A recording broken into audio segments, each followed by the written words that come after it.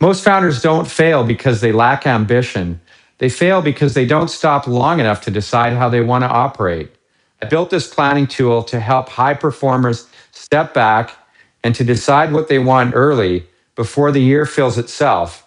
This is how I preload my year when I want clarity and momentum. It's free and it's yours. This is a simple tool to create focus, clarify priorities, and design the next phase of your work.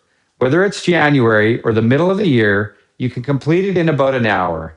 The value comes from getting it done, not from getting it perfect. Use it anytime when things feel busy, noisy, or off track. I've been building companies for over 20 years, early stage, growth stage, public and private. Here's what I've learned. Most people don't have a goal problem, they have a focus problem. They don't decide how they want to operate before the year starts. And once January hits, it's already too late. Do not spend days on this, okay? Do not try to make it perfect. Do not overthink it. You're probably doing it wrong. Block 60 minutes, answer the questions, and move on. Well, we start the year by looking backwards, not to dwell, but to spot patterns. What has worked for you?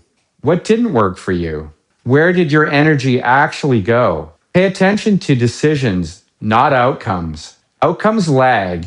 Decisions compound. Most decisions don't matter, but a few decisions matter a lot. These are the ones you're looking for here. So in section 2, we're going to talk about the next 12 months. This is where most people fail. They write down a lot of vague goals and intentions, and they create a list so long it guarantees that nothing important gets done. You've got 5 priorities. If everything is important, nothing is important.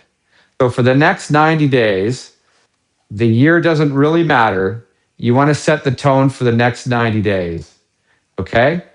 So we want to pick 2 or 3 priorities for you, identify what's in the way, decide on the outcome. Don't plan the entire year here. Plan momentum. One of the things I've heard and I really love is that you can't win the year in the first quarter, but you can definitely lose it. Okay, well, next section is all about your time and energy audit. Where your time goes, what gives you energy, and what drains it.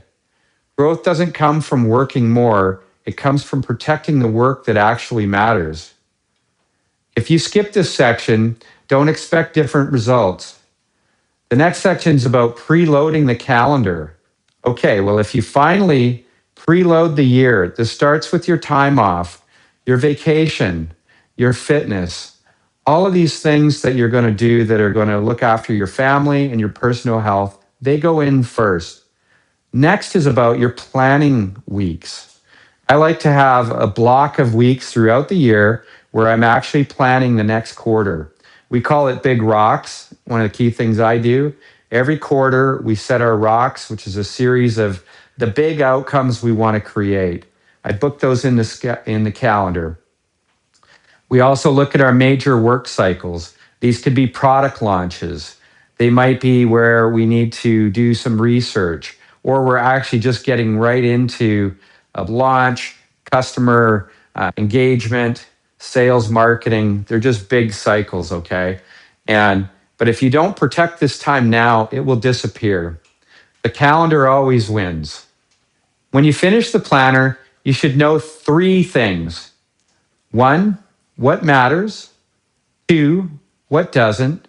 And 3, what comes first? That's enough to win the entire year. Block the time, fill this out, and start January with intention. And one more thing, this isn't a January-only tool. You can use it anytime you feel stuck, things get noisy, or your priorities are unclear. I wish you nothing but the best.